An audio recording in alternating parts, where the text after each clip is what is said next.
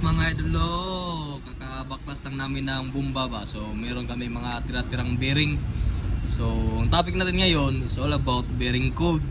So meron na akong nagawang video pero ulitin natin syempre. Take note mga dola, kapag nagpapalit kayo ng bearing sa mga electric motor nyo, meron niyang plate ha. At sa plate na yan, makikita nyo yung bearing niya, kung anong type na gagamitin nyo. So meron niyang drive end at saka na yung drive end.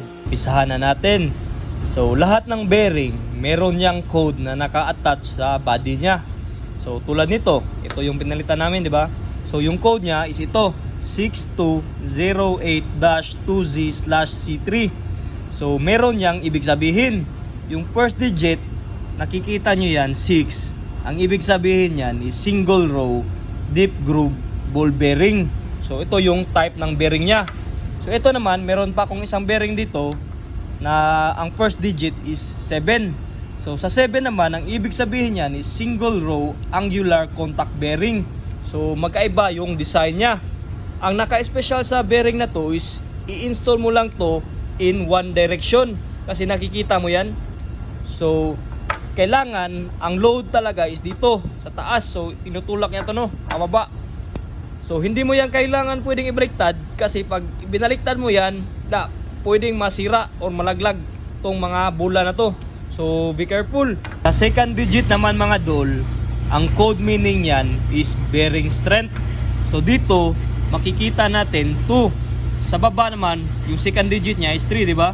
So ang 2, ibig sabihin yan light. Yung 3 naman, medium. So yung second digit, ibig sabihin yan kung gaano kalakas yung bearing natin.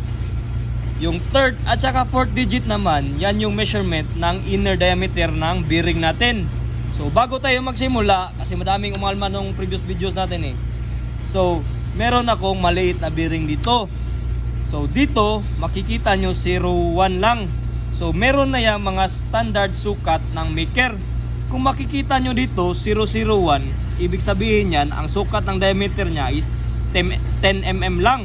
Kung 01 naman, tulad nito, ang sukat nya is 12 mm.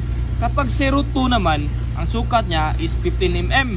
Kapag 03, sukat nya is 17 mm. So standard na yan. At kapag umabot ka ng 04 pataas, like 04, 05, 06, 07, 08, tulad dito 08, i-times mo yan ng 5. Again, standard na yan ha, gawa na yan ng maker. So i-times mo yan ng 5, 08 times 5, kahit sukatin mo man yan, dyan, makukuha mo is 40. So yan, so hindi lang nagalaw kasi, pero 40 yan. Yan yung ibig sabihin ng third at saka fourth, yung measurement ng inner diameter nya. Dito naman tayo sa 2Z. Kita nyo yan, 2Z. Minsan makikita nyo ZZ. Ang ibig sabihin naman yan, yan yung shield ng bearing natin.